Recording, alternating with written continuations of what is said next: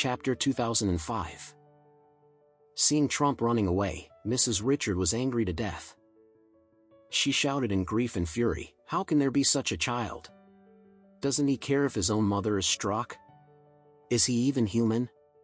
He's nothing but a beast."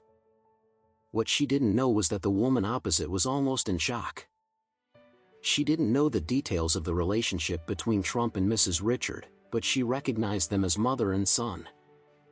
In terror she thought, this old woman and the man are obviously mother and son, yet they don't live in the same villa. They bought two of the best villas next to each other, A05 and A07.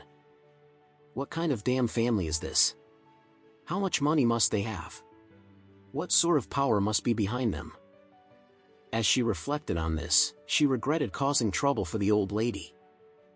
Nervously she hurriedly apologized in a low voice, "Lady, I'm so sorry. I really didn't expect you to be a resident here. I blame myself for what I did just now. Please forgive me." Mrs. Richard barked angrily, "You slapped me, and now you just say sorry?" The woman quickly asked again, "Then how do you want this solved? Tell me how I can make amends. Why don't you hit me back? No matter how many times you strike me, I won't fight back." Mrs. Richard gritted her teeth, wanting to rush forward and smack the woman's face.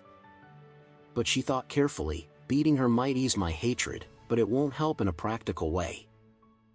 It's better to ruin her for some money. With that in mind, Mrs. Richard said coldly, "You slapped me in the face. You have to give me some compensation, right?" The woman nodded without hesitation. "You're right. I will compensate you. Tell me the number. How much is it?" "I'll pay." Mrs. Richard had originally wanted to ask for $10,000. After a moment's thought, she felt that demanding $10,000 would be inappropriate. She was no longer the wealthy old lady she had once been. Despite having once had plenty, today she had spent the day carrying plastic bags at the supermarket for 100. $10,000 now felt like an immense sum. So she worried, if I ask for $10,000, she might call me an extortionist and have me taken to the detention center. These days it's hard to make money. I work all day and earn only 100. Would asking for even 100 be considered extortion? Thinking this through, Mrs. Richard snapped, "I'm so old and you slapped me. The matter may be big or small, but I'm magnanimous. Give me 100, and this will be settled."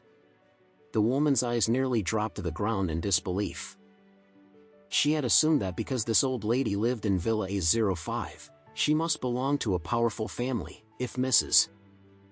Richard demanded $180,000, the woman would have paid without hesitation and transferred the funds immediately to settle the matter. Unexpectedly, the old lady only asked for 100.